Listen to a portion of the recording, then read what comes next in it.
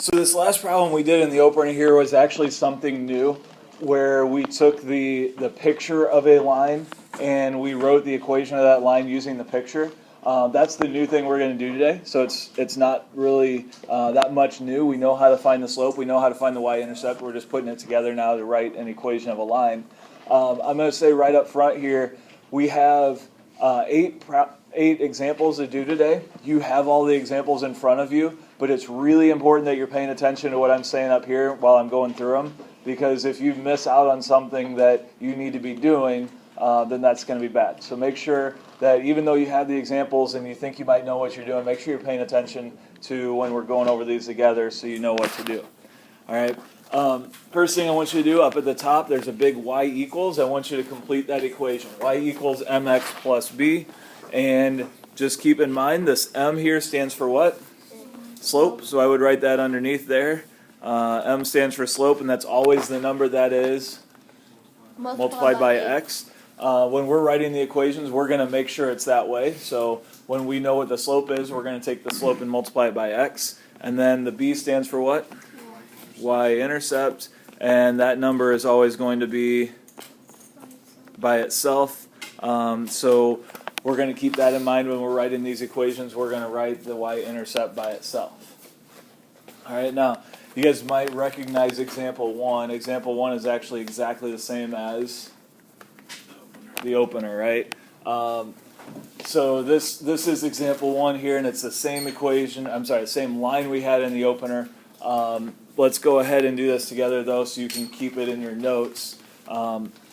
So first thing we want to do is find the y-intercept. The y-intercept here is, it's 1. So if you look at the line here, I'm going to need a color you can see a little better. If you look at the line here, it crosses the y-axis at positive 1. So we're going to say b equals positive 1. And then the slope, we're going to need another point. So remember, we want to pick a lattice point, and we want to pick one that's as close as possible. So I'm going to pick this one here. And using those 2 points, which one should I start at? Should I start at the y-intercept here or the lattice point? Which one of those two? The yellow one or the green one? The y-intercept. Why? Because it's on the left. We're always going to start at the one on the left. Starting there, which way are we going to go first? Up 2. Which means that, what? 2 is the rise. So I'm going to go over to my slope and put 2 on top. And then once I go up 2, I'm going to go right 1. And so that means my run is 1.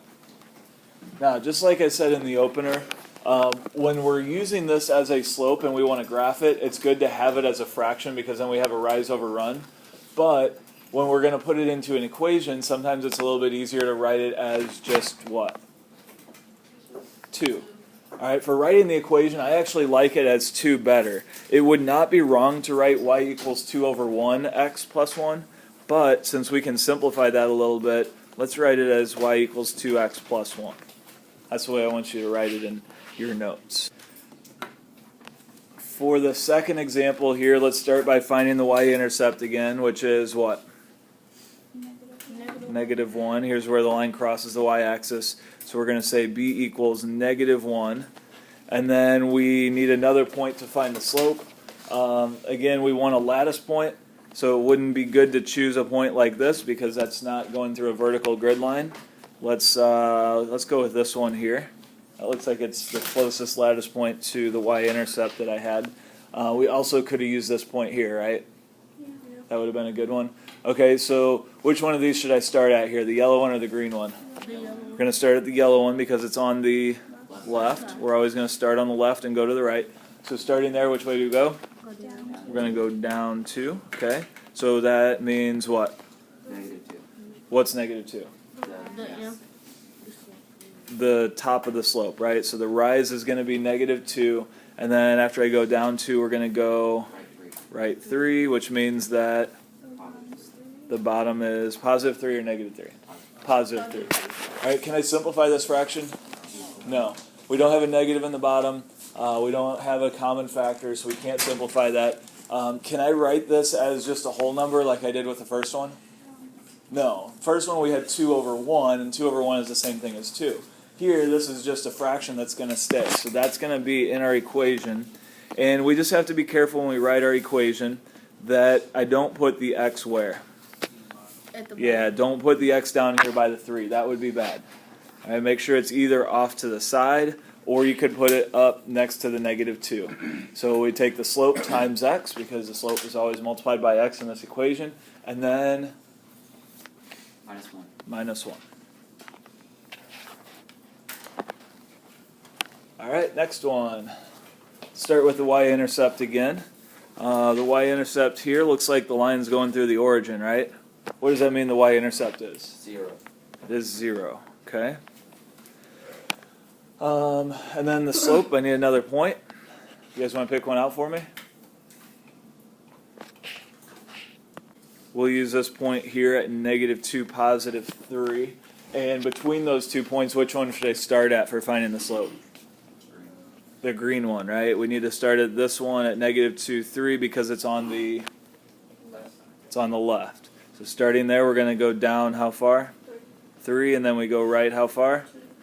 So down 3, right 2 means the slope is -3 over 2. And then we can write the equation. We always start with y equals, and then we take the slope times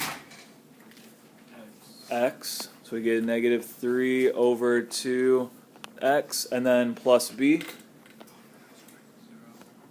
Well, yeah, so should I put the plus 0 on there? No, why not?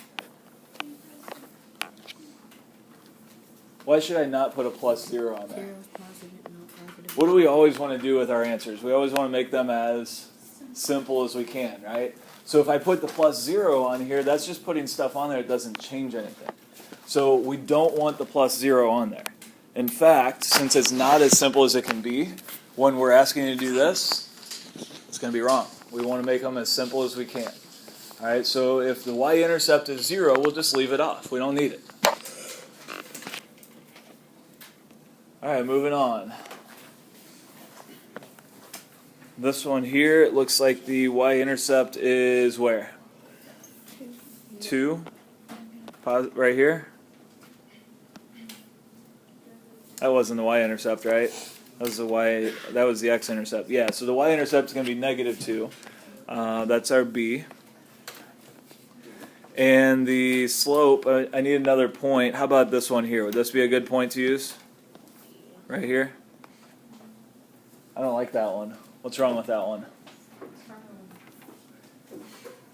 On the right. What's wrong with that one? It's farther away than it needs to be, right? There's a lattice point in between. So let's use this one. That would be a better one so that we don't have to simplify things later. So which one of those should I start at? The yellow one or the green one? Yellow. The yellow one because it's on the left. So we're going to start at the point on the left. Starting here, which way do I go first? Up. And then we go right 1, which means our slope is 1 over 1. When I write this in the equation, since I want to make things as simple as I can, am I going to write it 1 over 1? No, how am I going to write that? 1, right? So my equation then is going to be y equals 1x minus 2. Now, does anybody know a way I can make that even a little bit simpler? X. Yeah, we don't even need that 1 there, do we? So we could write this, y equals x minus 2. I actually like this answer better. We won't take off for this since we wrote the 1 simplified, not as a fraction but as a whole number. But this would even be a better answer because it's as simple as it gets. All right, moving on. Y-intercept here is what? Just shout it out. What's the y-intercept? -3. All right, so b equals -3. And then the slope, we're going to need another point. If I start here and move over, I get to another lattice point. It looks like right here. So we'll circle that point. Make sure you're marking which points you're using so we can see. That would be part of your work here. Which one should I start at, the yellow one or the green one? The yellow. The yellow one because it's on the left. Getting sick of answering that question yet? So starting there, we're going to go up 1 and right 3, which means the slope is 1 over 3. 1 over 3.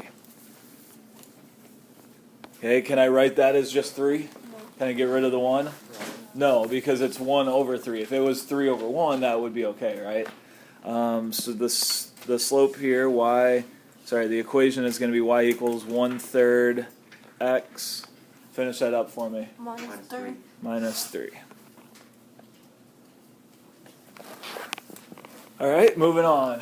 Example 6. What's the y-intercept?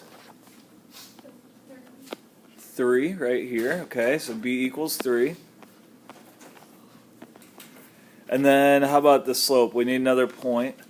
I actually think we don't need another point. We should know what the slope is right off the bat. What happened to the skier on this line right here? Did he fall off? He didn't go anywhere, right? He didn't fall off. He just didn't go anywhere. So what do we say the slope is of a horizontal line where the skier doesn't go anywhere? It's 0. Okay. A lot of people get this confused with undefined. It's not undefined, but it is 0. So we don't need another point. You could use another point if you really wanted to, which would look something like this. We pick a point here. We start at the point on the left. Our rise is 0. Our run is 1. So we get 0 over 1, which is, what's 0 divided by 1? 0. So it gives us the same slope. I don't like using this extra point here because we know a horizontal line has a slope of 0. All right, so let's write the equation then. Y equals, so we're going to take the slope times x. So should I do 0x? No. Why not? I don't want to do that. Because what is 0x? 0. What's 0 times anything? 0. 0. So 0 times x is 0. 0. So this term here we don't even need, right? So I don't need the 0x. All I need here is the 3. That's it. So if we have a horizontal line, the equation of that horizontal line is going to be y equals whatever the y-intercept is. Because that 0 for the slope is going to cancel out the x, and we just get y equals 3. Again, we don't want to put the 0x in there because that's writing more than we need, so it's not simplified. All right, moving on. Example 7. Y-intercept here is what? 1. Crossing the y-axis right there, so b equals 1. And then for the slope, we need another point. I'm going to just start here and go along the line until I get to another lattice point, which is really close right there. And which one should I start at, the yellow one or the green one? The yellow. The yellow one because it's on the left. So starting at the point on the left, I'm going to go down 1 and then right 1. So the slope is what? Negative 1 over 1, which is really the same thing as negative 1. All right, so when we're writing our equation to simplify that, we're going to write y equals negative 1 x plus 1. And kind of like an earlier example, there's one thing that we could do to simplify this even a little bit more, which would be what? Get rid of the 1 in front of the x, right? So we need that negative there. That can't go away, but we could write y equals negative x plus 1.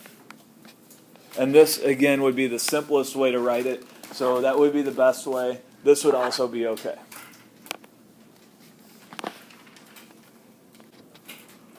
All right, last one. What's the y-intercept on this one? 2. 2?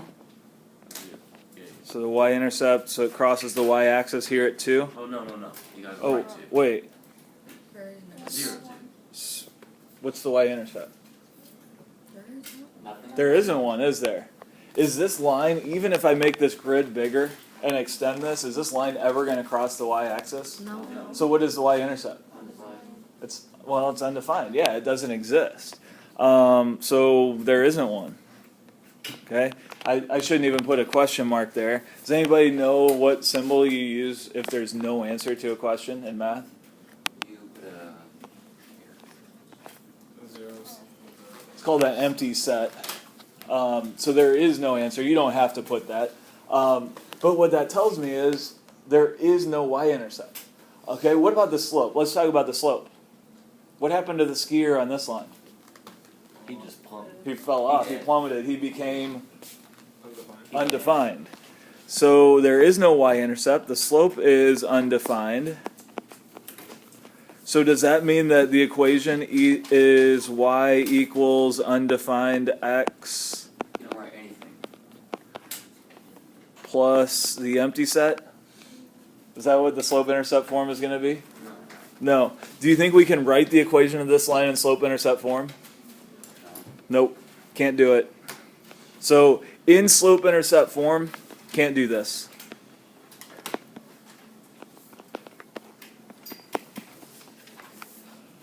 Now I will tell you, you can write the equation of this line. It wouldn't be in slope-intercept form. Remember, slope-intercept form has to be y equals mx plus b.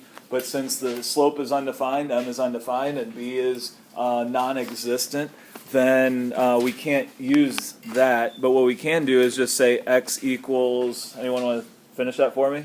What does x equal on this line? Undefined. Nope. 0. X always equals the same thing on this line. What's the x-intercept here? 2. In fact, no matter what point we pick on this line, say this one right here, the ordered pair is 2, 2. The ordered pair here is 2, 4. The ordered pair here is 2, 5. The ordered pair here is 2, negative 3. So no matter where we are on the line, the x-coordinate's always 2. So we can just write x equals 2, and then y can be anything we want, and it'll still be on the line.